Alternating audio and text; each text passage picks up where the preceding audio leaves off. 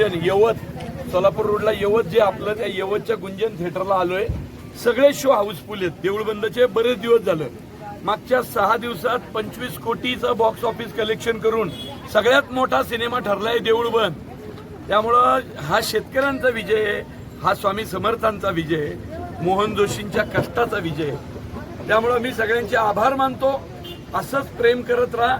शेवटी शेतकऱ्यांवरचा सिनेमा आणि शेतकरी हा प्रतिपरमेश्वर आहे हे आपण या सिनेमातनं सांगितलंय, लक्षात ठेवा.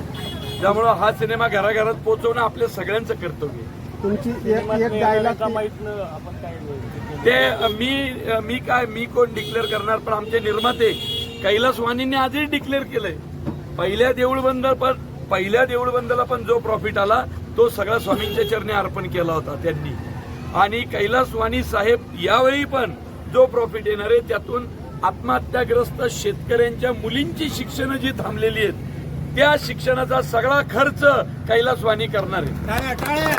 त्यामुळं हा सिनेमा पैशा पाण्यापलीकडचा आहे. हा सिनेमा शेतकऱ्यांच्या हिताचा आहे. बघा, पिक्चर लय येतात आणि लय जातात, हिट होतात, काही पाडतात. हा सिनेमा काहीतरी अलौकिक चाललाय मराठीमध्ये. 6 दिवसात 25 कोटी असं होत नाही हो. आणि ना पाठीशी कुठला चॅनल आहे, ना कॉर्पोरेट कंपनी आहे. सामान्य प्रोड्युसर, जसं पूर्वी नाही का सिंगल स्क्रीनला करायचे, सामान्य प्रोड्युसरने एक पिक्चर केलाय. ही खूप चांगली गोष्ट आहे. मराठी सिनेमाला सोन्याचे दिवस देऊळबंद 2 आणणार म्हणजे आणणार. तुम्हा लोकांसाठी लक्षात ठेवा.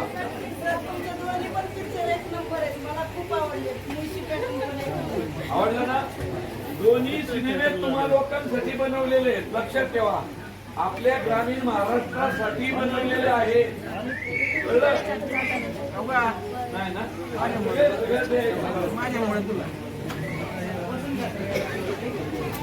आता लय महत्वाचं. पण तिला ते पलीकडच्या थिएटरला एका फोनाला मग आम्ही दोघं डिवाइड झालो. एक गाडी तिकडे गेली, एक गाडी इकडे आली.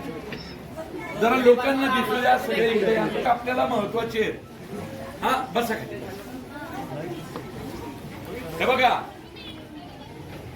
आता गुंजनला हा तिन्ही टाइम शो देऊळबंदचे चालू आहेत. तुम्हाला म्हणून सांगतो, अख्ख्या महाराष्ट्रात रेकॉर्ड झालं. मागच्या 6 दिवसात 25 कोटी रुपये देऊळबंद. आणि जसं मी आधीच सांगितलं होतं तसं आपण काय तो पैसा काय खिशात घेऊन फिरणारी माणसं नाही.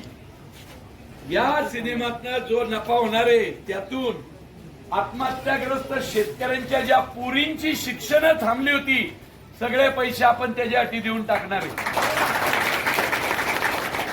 हा सिनेमा पैसे कमवण्याचा नाही. हा सिनेमा राष्ट्रात एवढं आपली भावना चांगली आहे, कळलं? मी पण एक शेतकरी आहे, तुम्हाला माहिती आहे, मुळशी तालुक्यातला. हा, त्यामुळे शेतकऱ्याला उगीच अति आलेला चालत नाही. आपल्या कष्टाचं आहे तेवढंच आपण मिरवायचं. हा, तर चला मंडळी, एवढ्या मोठ्या संख्येने तुम्ही इथं आलात त्याबद्दल धन्यवाद. इथून अजून ग्रामीण भागात बऱ्याच फिरायचंय. काय होतं, नटनाट्या ग्रामीण भागात येतच नाही कुणी, बरोबर का नाही? तर माझं कर्तव्य आहे की ग्रामीण भागात जी थिएटर आहेत तिथं स्वतःहून जाणार म्हणजे जाणार. आता हा अतुल कुडले दत्त्याचा रोल केलाय बघा, सिरियल मध्ये पण असतो. हा शेतकरी आहे अहिल्यानगरचा, त्यामुळं हा शेतकरी पण सिनेमात काम करतोय. दुसरा पण शेतकरी आहे वैभव आगाव, हा आहे छत्रपती संभाजीनगरचा. मुद्दाम सिनेमात सगळी पोरं पण प्रत्येक जिल्ह्यात आणि तालुक्यात जाऊन घेतली. आपल्या भागातल्या पोरांनी कधी जायचं सिनेमात, बरोबर का नाही? हा, पिट्याबाई तर सगळ्यांना माहिती. आता पिट्याबाई मुळशी पॅटर्न पार्ट 2 मध्ये लय डेंजर रोल मध्ये येतात. हा, म्हणजे पिट्याबाई आहेत तिथं. पार्ट 2 आता एवढा तुम्ही यश दिलंय देऊळबंद 2 ला, याच्या आधी धर्मवीर 2 ला दिलं. त्यामुळे आता मुळशी पॅटर्न पार्ट 2 लगेच. चला ऐका,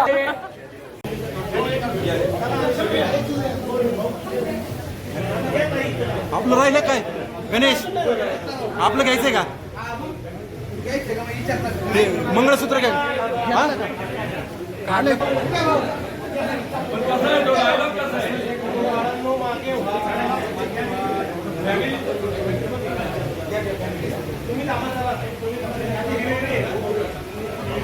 गाडी